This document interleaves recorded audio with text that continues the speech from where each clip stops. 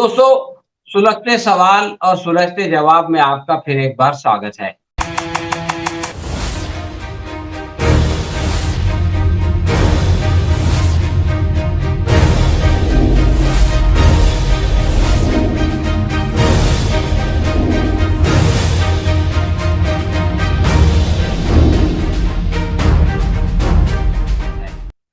आज हम डॉक्टर सैयद कासिम रसूल इलियास साहब से बात करेंगे।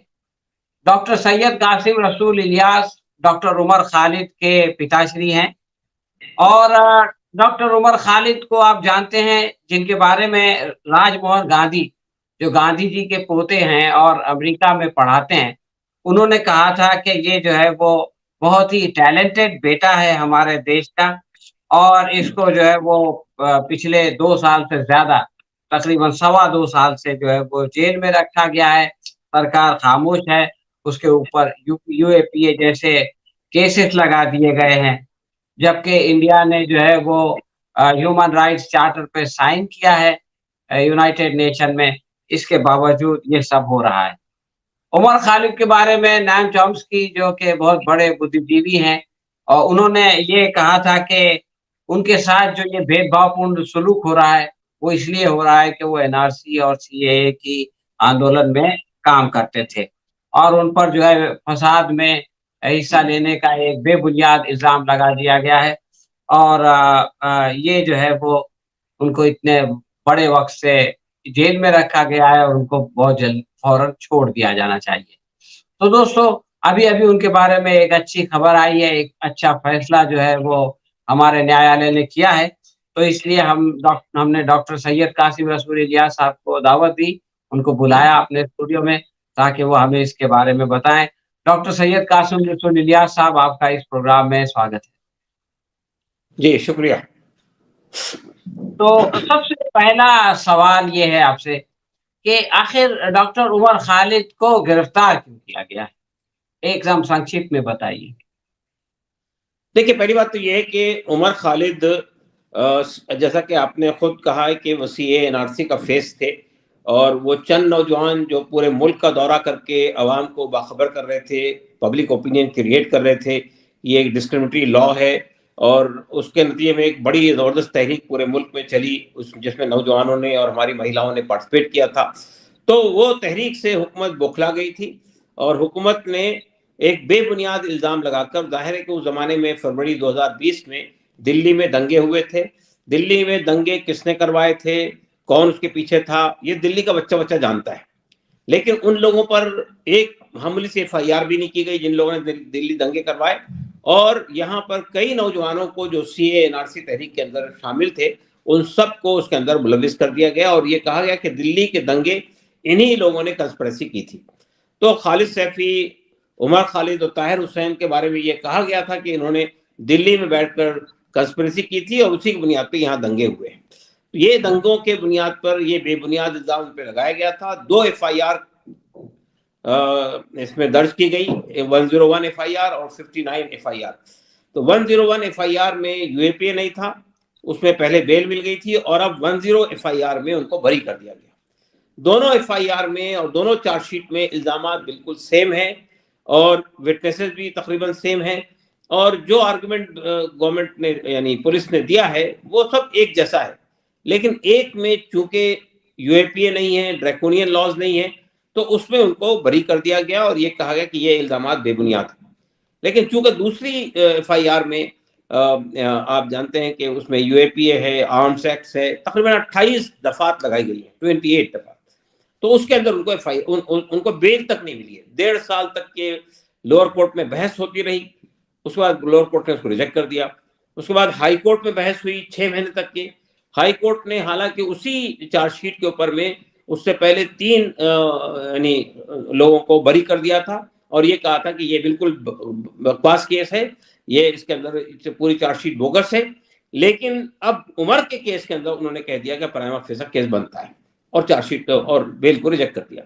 तो आज कल परसों जो फैसला आया है, ये फैसला दरअसल 101 एफआईआर के तहत है और उसमें उनको बरी कर दिया गया। हमें उम्मीद है कि इसका असर दूसरी एफआईआर पर भी पड़ेगा। تو دوسری FIR کے بارے میں اب کیا قانونی چارہ جوئی ہو رہی ہے؟ دیکھیے اصل میں ابھی تو ہم لوگ بیل کے لیے ہی کوشش کر رہے ہیں، تو اب سپریم کورٹ میں جانے کی تیاری ہو رہی ہے اور پوری تیاری مکمل ہو گئی ہے، امید ہے کہ ایک آدھ ہفتے کے اندر سپریم کورٹ پہ اس سلسلے میں پٹیشن فائل کریں گے۔ اچھا، ابھی بیچ میں پیرول کے لیے جو آپ لوگوں نے وہ کی تھی، گزارش کی تھی اور درخواست کی تھی، اس کے بارے میں کیا ہوا اور سرکار نے کیا آرگیومنٹ دیا اس کے خلاف؟ دیکھیے پیرول کے لیے ہم نے اس لیے اپلائی کیا تھا کہ عمر کی تیسری بہن جو ہے، چھوٹی بہن، تیسری بہن، اس کی شادی طے ہوئی ہے 28 تاریخ کو، 28 دسمبر کو۔ تو ہم یہ چاہتے تھے کہ شادی میں کم سے کم اس کو آنے کا موقع ملے، وہ بھی شامل ہو اپنی بہن کی شادی میں۔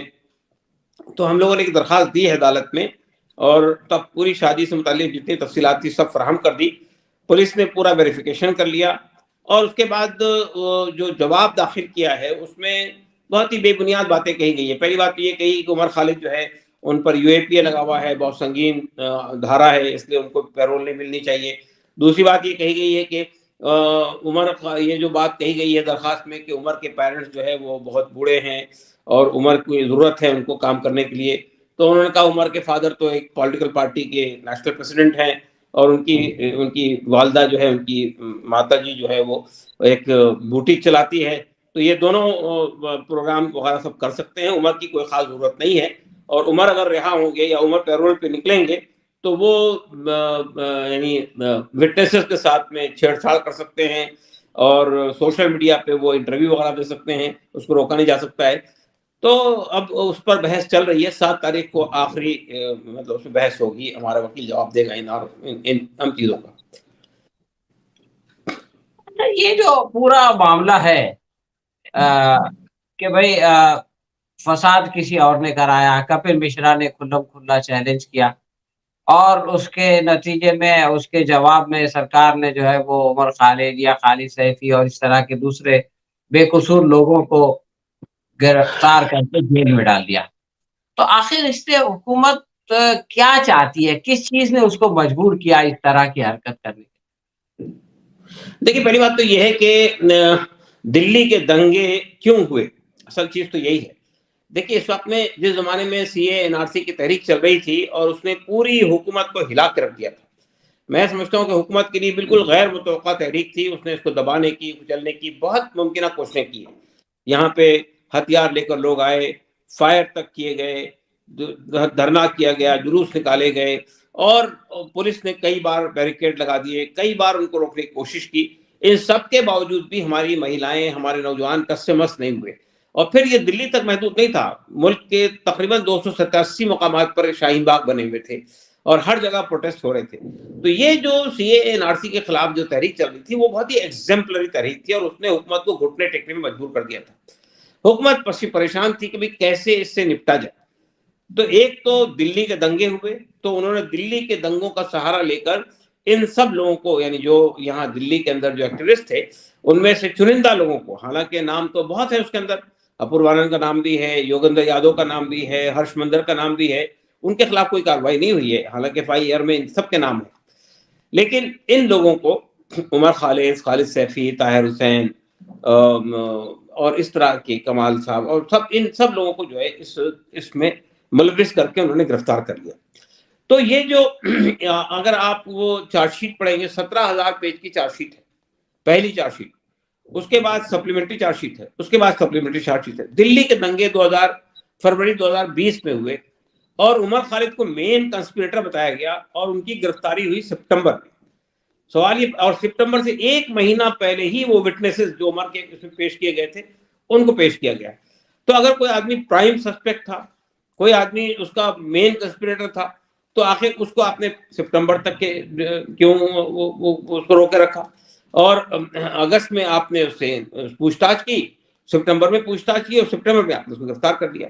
تو یہ پوری کارروائی، جیسا کہ ہمارے وکیل نے بہت صاف طور پہ کورٹ میں کہا کہ یہ پوری چارج شیٹ 17,000 پیجز کی چارج شیٹ، اس کے بعد ایک سپلیمنٹری چارج شیٹ، اس کے بعد تیسری سپلیمنٹری چارج شیٹ، یہ فیملی مین کی اسکرپٹ نظر آتی ہے، اور یہ سب تمام الزامات بے بنیاد ہیں۔ عمر خالد اس زمانے میں دلی میں موجود بھی نہیں تھے، تو یہ کہا گیا کہ نہیں وہ سائلنٹ کنسپریٹر تھے. انہوں نے کہا کہ وہ جو یہ بتایا گیا کہ اس کے اندر جو وہ گروپ بنایا گیا تھا واٹس ایپ گروپ ان لوگوں نے, اس میں عمر خالد نے کبھی کچھ بات کہی ہوگی, باقی وہ اس میں کبھی اس نے پارٹیسپیٹ بھی نہیں کیا. تو یہ کہا گیا کہ وہ سائلنٹ کنسپریٹر تھے. پھر ان کی ایک تقریر ہوئی تھی ناگپور میں ویلفیئر پارٹی کے ایک پروگرام میں اسی زمانے میں, تو ناگپور میں نہیں, امراوتی میں, مہاراشٹر میں. اس تقریر کا ایک جملہ چارج شیٹ میں کوٹ کیا گیا اور یہ کہا گیا کہ یہ ہے ثبوت اس بات کا کہ عمر خالد اس دنگوں کے پیچھے تھے. اور وہ جملہ یہ تھا کہ اگر ٹرمپ ہندوستان آئیں گے تو ہم ان کو بتائیں گے کہ ہندوستان کے اندر کس طرح کی لا لیسنس چل رہی ہے, کس طرح کے قوانین بن رہے ہیں. لیکن ہمارے وکیل نے عدالت میں یہ سوال کیا کہ آپ نے یہ تقریر کا جملہ کہاں سے لیا, کیا آپ نے اس تقریر کو کور کیا, پولیس نے خود کور کیا اس کو. تو انہوں نے کہا ہم نے ریپبلک ٹی وی کے پروگرام سے نکالا اس کو, ریپبلک. تو یہ پھر ریپبلک ٹی وی سے جب پوچھا گیا کہ آپ کو کہاں سے ملا, تو انہوں نے یہ کہا کہ ہم نے امت مالویا جو بی جے پی کے آئی ٹی سیل کے ذمہ دار ہیں ان کے ٹویٹ سے لیا. اب آپ سوچئے کہ یہ ایک جملہ اور اس کے بنیاد پہ پوری تھیوری گڑی گئی کہ یہ مین کنسپریٹر ہے اور فلاں ہے فلاں ہے.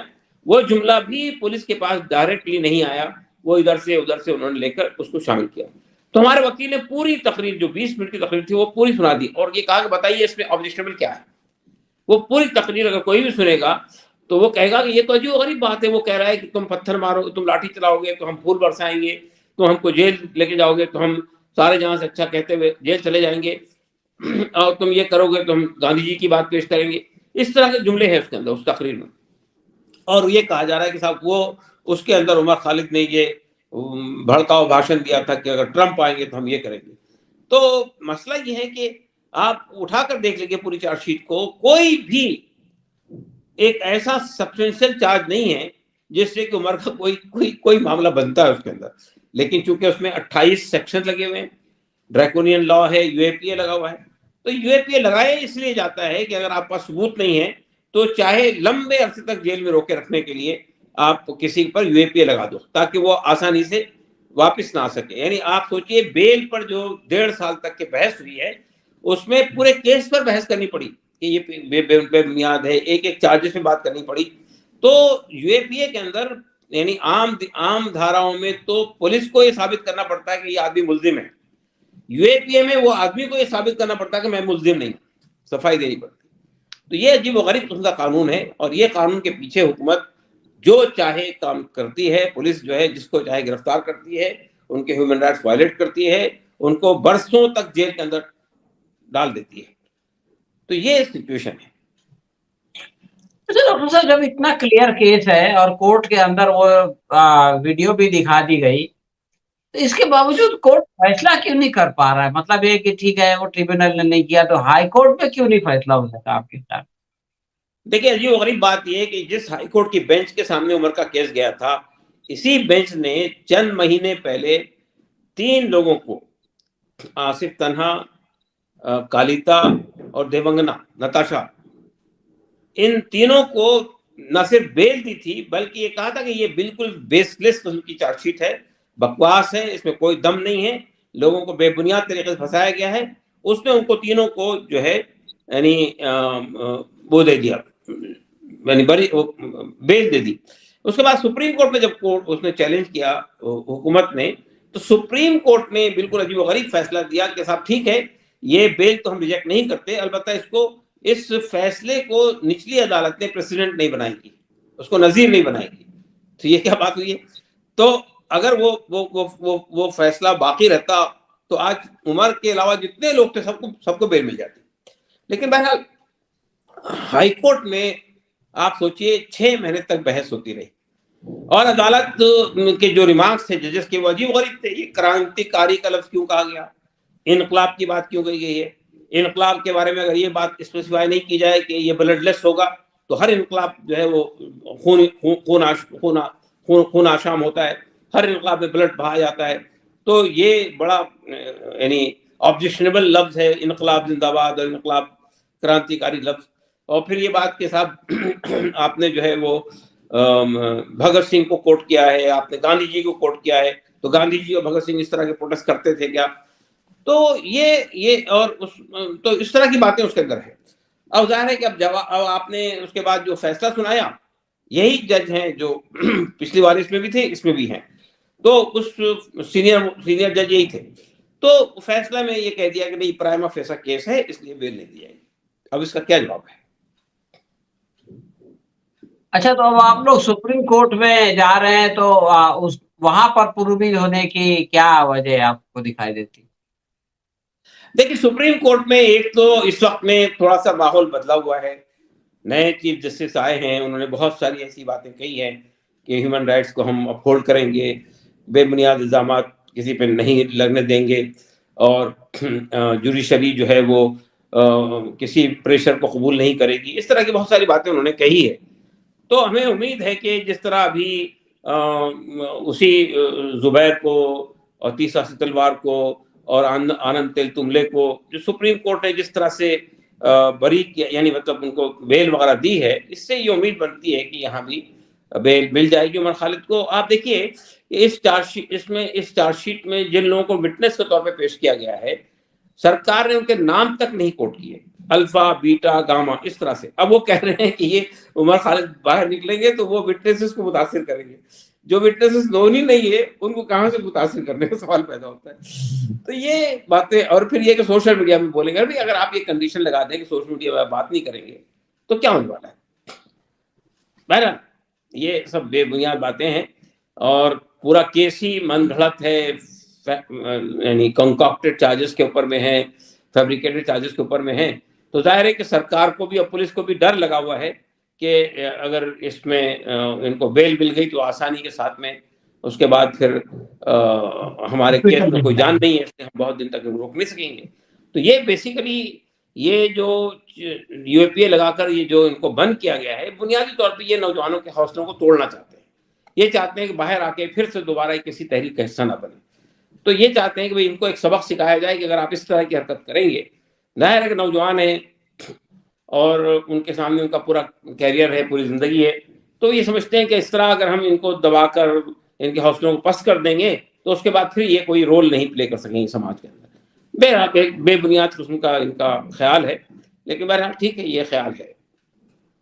تو آپ کا کیا خیال ہے کہ اس طرح کے جو نوجوان ہیں جو اتنے بڑے بڑے عزائم رکھتے ہیں اور اس طرح سے حق کے لیے لڑتے ہیں، کیا وہ سرکار کی اس طرح کی دمن کاری نیتیوں سے ڈر جائیں گے؟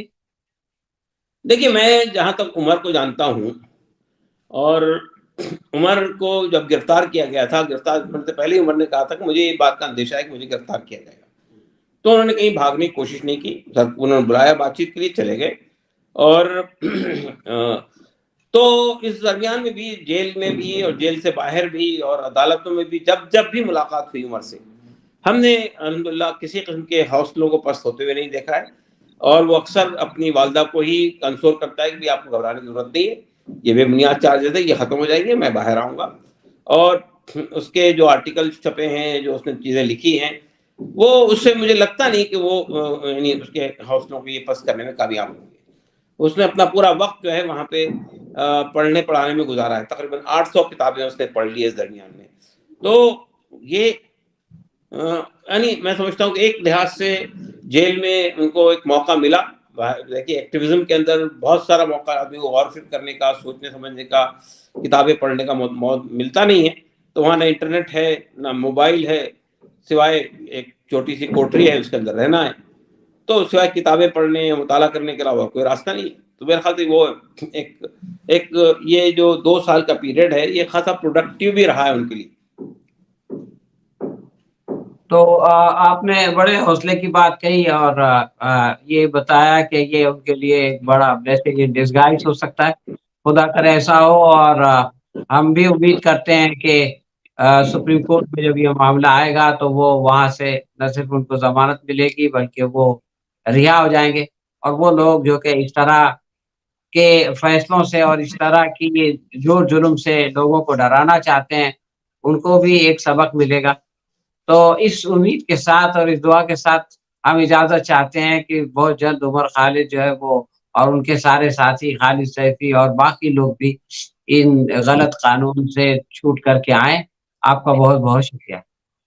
شکریہ جناب، انشاءاللہ۔